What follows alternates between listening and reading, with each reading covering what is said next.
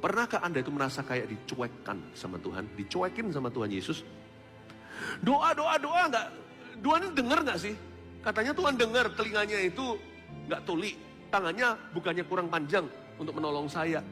Orang lain ditolong. Kapan aku juga? Pernah kita merasakan frustrasi sama Tuhan Yesus? Kok Tuhan nggak dengarkan? Atau kalau Tuhan dengarkan kok diem saja seolah-olah aku belum berteriak pada sorga. Pernahkah Anda berdoa mujizat tidak terjadi padahal itu ada dalam janji? Pernah Anda berdoa tidak ada berkat? Masalah nggak pergi-pergi malah datang bertubi-tubi? When the word doesn't say a word, saya beritahu ketika firman tidak berfirman, itu karena Tuhan sedang menguji iman kita.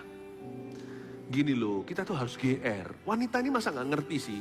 Tuhan datang jauh-jauh itu untuk ketemu dia. Bukan berarti Tuhan itu bersandiwara, enggak. Tuhan itu enggak murahan langsung obral di depan, enggak.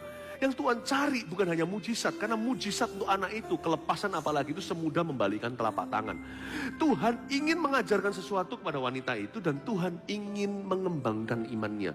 Karena nanti setelah Tuhan kembali lagi ke Kapernaum, lalu mulai melayani di Galilea, nanti berakhir di Yerusalem, itu jauh 80 km.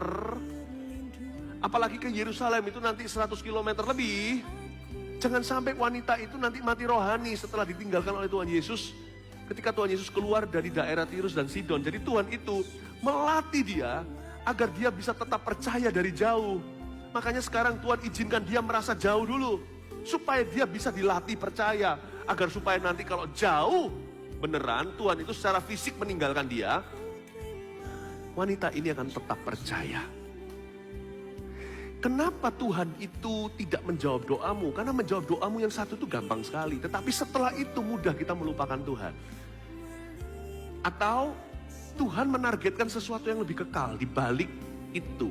Tuhan kalau menjawab itu gampang, itu hanya mujizat fisik saja. Tapi Tuhan ingin Anda sungguh-sungguh berakar. Karena nanti setelah masalah ini lalu Anda dijawab dengan luar biasa, masih akan ada masalah baru. Jangan sampai Anda menang di ronde 1, tapi gugur di ronde 7. Makanya Tuhan itu sabar. Tuhan itu melihat sesuatu yang lebih kekal. Jadi kalau dia diam saja, bukan berarti dia tidak cinta. Kalau dia tidak menjawab, itu karena Tuhan sedang menguji iman kita. Amin.